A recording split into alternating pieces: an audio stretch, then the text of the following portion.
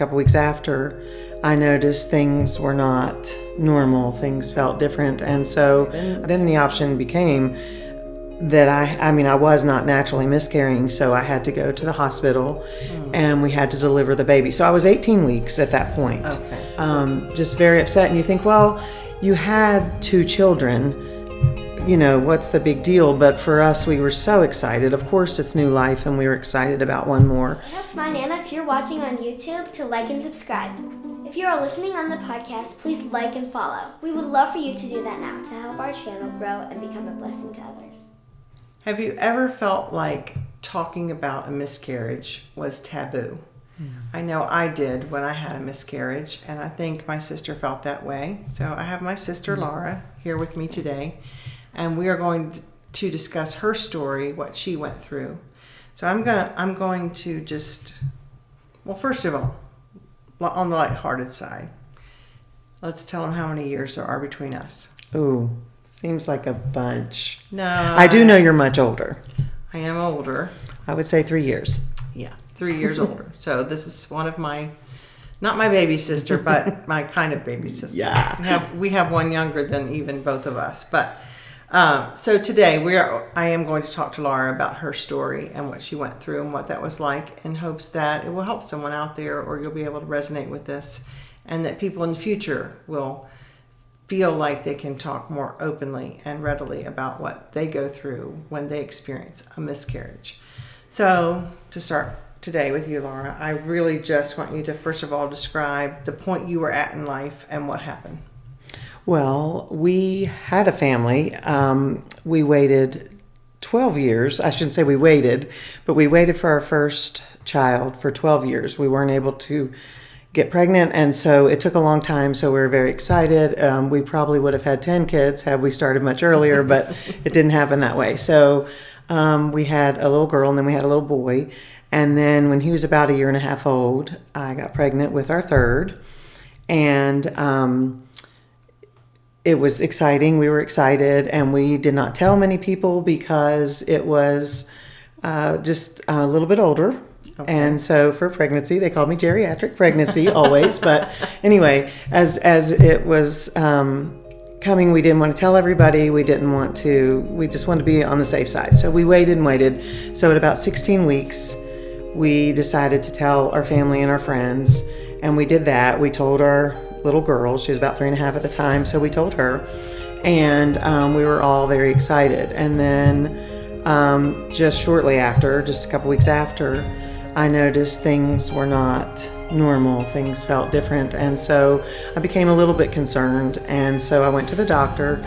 And when I did, I knew things were not right by their expressions. They're not allowed to tell you immediately. So then I had to go for the ultrasound. And I went across to the ultrasound building and had that done. And I could tell immediately by the way the technician reacted. She wasn't allowed to tell me, but she reacted. So anyway, they called the doctor in, and the doctor came in and told me my baby was dead, basically. And he said it like yes, that. Yes, he did. I think that's important to note, yeah. Yeah, to note that he was actually very unkind. He was, and it was just a matter of fact, like, this is the way it is, we're sorry, move on. And so that was devastating, of course, when I could tell they couldn't find a heartbeat, but then when he came in, he was very abrupt and very harsh. And so that was devastating, and I was alone because Mike was working, and we didn't realize the way this would go. And so anyway, I had to get a hold of him, and he had to come and meet me. But I just remember going out to the car, and just, of course, I lost it. I was bawling and just very upset. And you think, well, you had 2 children, what's the big deal? But for us, we were so excited. Of course, it's new life, and we were excited about one more. And I was just so shocked. I think Mike was as well, and we didn't know where to go with that. And so anyway, then the option became that I was not naturally miscarrying, so I had to go to the hospital, and we had to deliver the baby. So I was 18 weeks at that point. Okay. So 18 weeks along, and you have to deliver. And so I went into the hospital, and we had the delivery, and just so many questions, and so how you're going to do that. It just brought up back all of the excitement of having children then going through it again in this way was just so heavy and just really hard we struggled. We didn't have time to brace ourselves to talk about it, to even know what we were doing and what to expect or how to go through it. So we're there together and we're trying to navigate our way through that, which we did. But the nurse... And because people don't talk about it, you don't even know what to expect. Like, they throw a few choices at you, but... Right. They were asking you how you want to do everything. So then when that procedure was complete and we delivered the baby, that was hard. I mean, you go through the same... It's not as hard a labor or delivery, but when you go through it, you're still going through the whole process and you know what's happening and how hard that is. And not a joyful outcome. No, I mean, you already know what's coming. And so that was very difficult. And then we did that, and then they ask you, do you want to see the baby? Do you want to bury the baby? Do you want to, all the things that you don't even know. You just have no clue.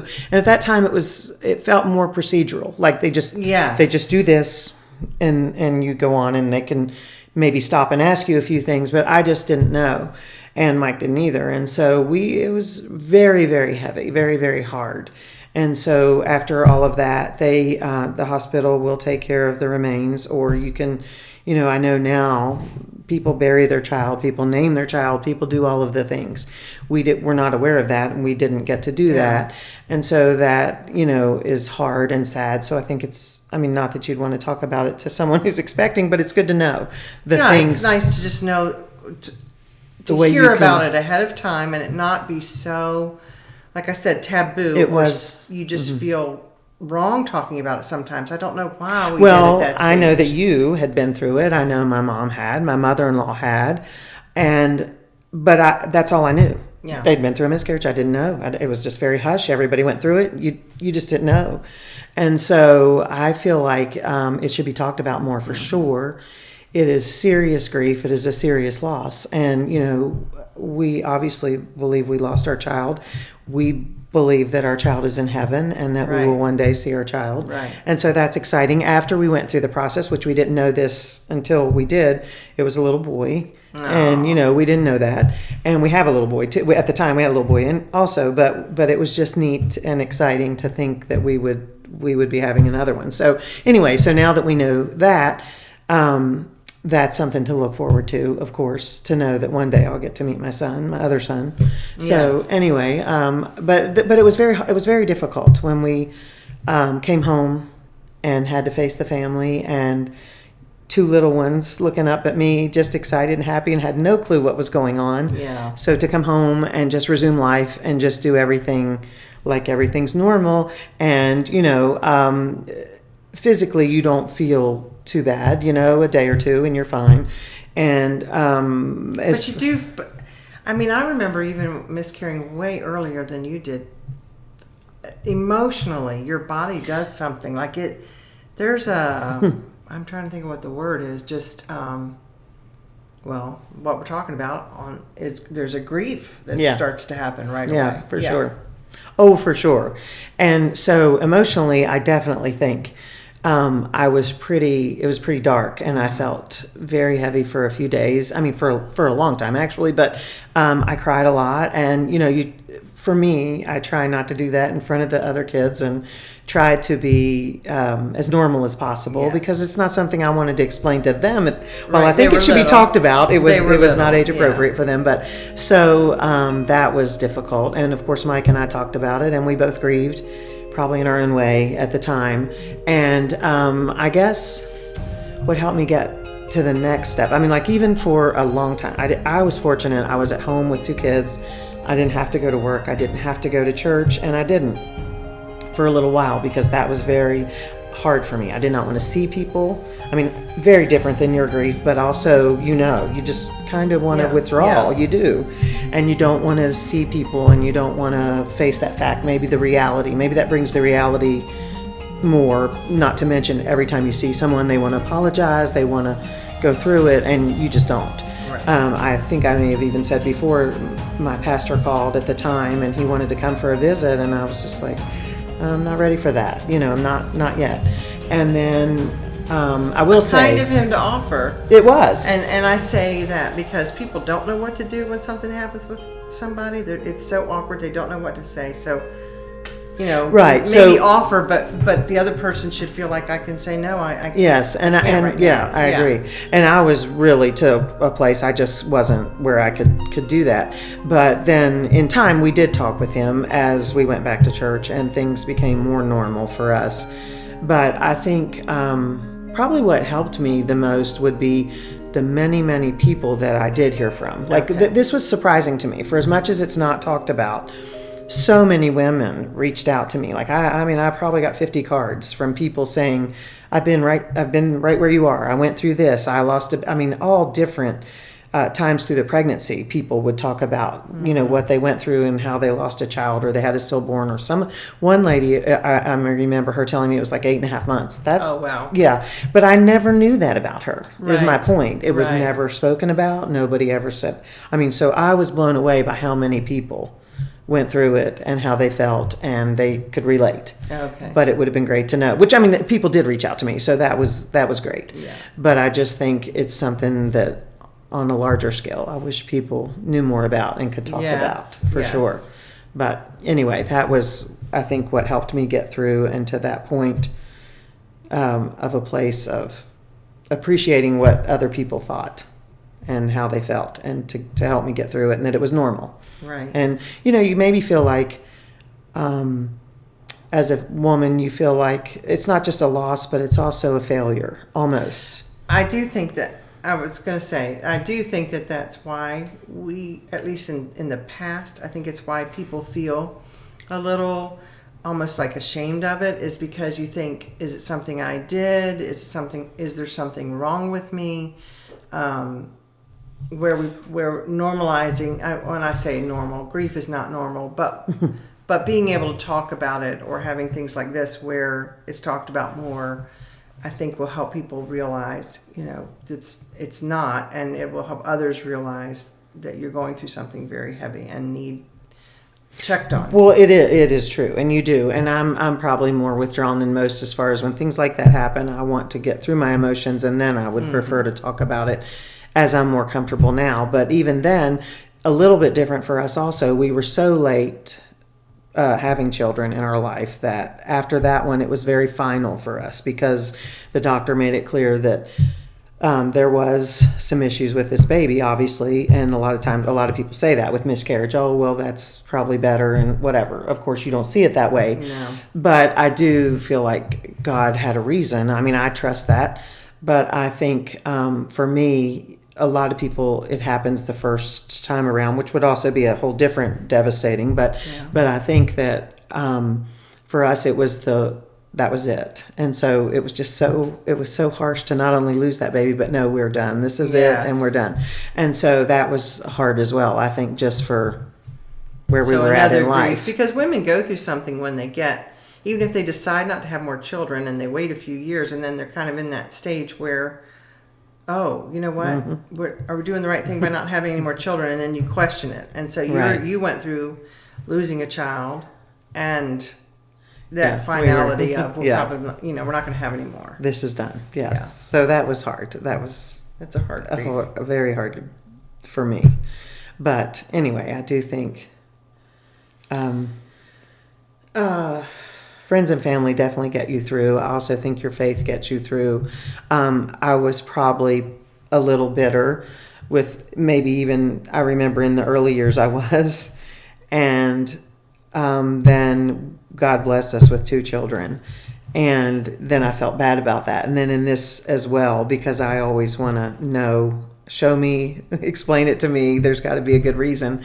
And so then in the end with this, I felt like I just didn't understand. And I was a little bit bitter about that. But then, I think we quickly prayed our way through, and we got to a place of feeling like this was definitely God's plan for us. We have a perfect little family, and I couldn't be more grateful for that. But in this, I know He has a plan and a purpose. So you just get through it like that. Which is what I do think is the best outcome in grief, is to eventually turn that around and be grateful for what you have, acknowledge the loss you have, and trust God that He knows what's best, even though that's way, way harder than it sounds. Well, I agree. And I know now people do. I mean, I know some people younger than us that have been through similar situations, and they do it differently now. They name the baby and they celebrate the birth and all of those things,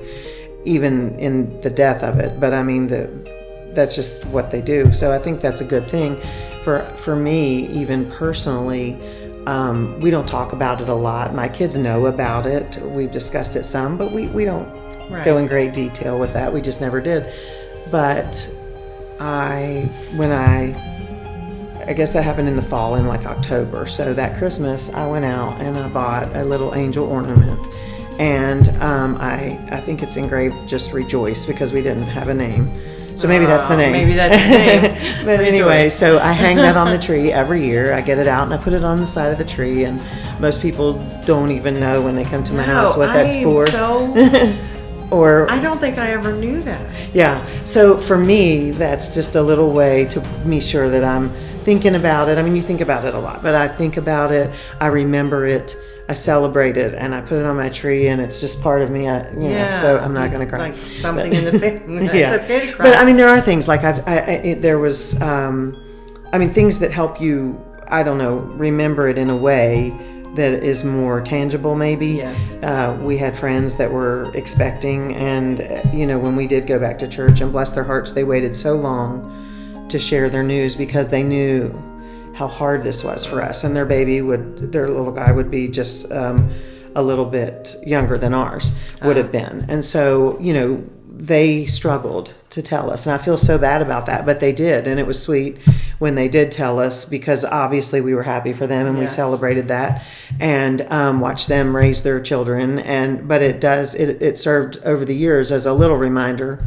Often I would see him playing or doing whatever, and I would remember that's how old my child would be, So I think that's true for a lot of moms. I mean, I think it's just a difficult, even when you can't get pregnant, it's also hard, for a lot of people. That's another hardship of a grief almost, of how, when you're seeing other people moving. Anytime you're seeing someone else move through life normally and you're not. It's difficult. So there's some little tangible things that I see and that I've known over the years that have helped me. You wouldn't think it would help, because sometimes it's like, when I am putting up the Christmas, if you know me, you know that I love Christmas. And when I'm getting that all out in happy times, but when I'm putting up that little ornament, I cry. I'm usually here alone and I do it by myself, and I cry a lot because it's sad. But it's a good way. But it's a way for you to honor him and remember. Yeah, and it's a good way to commemorate it for you, or just to know that this is. I think it's important to acknowledge it. Yes. Maybe as opposed to often when we were young. Of course we were young when my mom went through it, and I didn't really know. Right. You know what I mean? What was that? I knew something was not right, but I didn't know. And my kids can't remember it really. They only know because we've told them. But. I think it's important for people to know and to talk about it and to talk about it with other people and remember it and all those things. I think that's helpful. And I think the helpful thing also, I agree with you on all of that. And the helpful thing of talking about it is then when someone else goes through it, that they don't feel shame or that it's something they can't talk about, even if they want to be alone. I understand in the grief everybody's different. But just to be able to talk about when they want to, or not feel ashamed like they did something wrong. I think I mentioned that in another video. Just, where you wonder, did I do something wrong, or is God punishing me for something? You have questions in your mind, that go through. But so he would, at the time of this interview, he would be in high school. Yes. Okay. Yeah. Because I have two in college, and I would still have one in high school. And he knows how tired I am, so maybe he definitely knew. No, I do think his provision for us and for what he knew was best for us or for that child or for whatever it is. I feel I've come, this many years later, of course, I've come to terms with that, and I feel certain that I would not be ready to teach another child to drive right now. So maybe there's that. And I know that we both agree on the fact that we believe from the scriptures, God shows that children who are not of the age of understanding their sinful condition and accepting him as Savior are safe, and rather than saved or whatever, and that, that babies do go to heaven. Yes. So we are both looking forward to seeing Meeting him. our little. I don't know if mine was a boy or a girl. Surely it's a girl after having three boys. But truthfully, the funny thing is, I still picture a boy in my mind. That's funny. When I picture, So probably, 'cause I think I'm incapable of having girls. But anyway, probably. we look forward to meeting them in heaven, and so there's a joy to that part, and knowing that they're there. But so. One of the things I would say, just to reiterate how you said you came through it, I know time, but instead of bitterness getting worse, you actually were able to resolve that, and you give that credit to mainly just prayer and scriptures. Oh, for sure.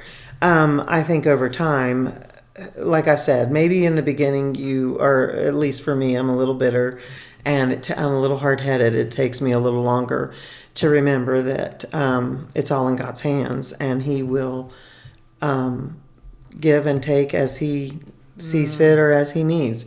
And so much prayer, much reading. Also, I mean, like I said, many Christian people breathing things into me or saying things to me that, help me think about it from that perspective. So I certainly think prayer is probably the greatest thing that gets you through. But I think... and you said you told me earlier, your two littles just... I mean, there's a bad to that in that you have to keep going. Yeah. And you don't get a break. But on the other hand, there's a joy to being around them. I totally feel for a mom who's the first time around. Yeah. And and I'm sure you'll talk to some about that, I hope, because that's a different... Yes, I have one lined up for that. That's a very different thing, because I think for me, number one, I had two perfect children that God sent to us, and I couldn't be more grateful for that. But every day to have almost a 2 and 4 year old that were running around and not stopping, and it does help heal your heart a little faster, I think. So that definitely helps. So I guess in conclusion, what if you could say something to him, Rejoice, or whatever we're going to call him, what would you say at this point? Well, I would definitely say I love you. Mm-hmm. Would definitely say that. We wish we could have known you here. So, thanks for that.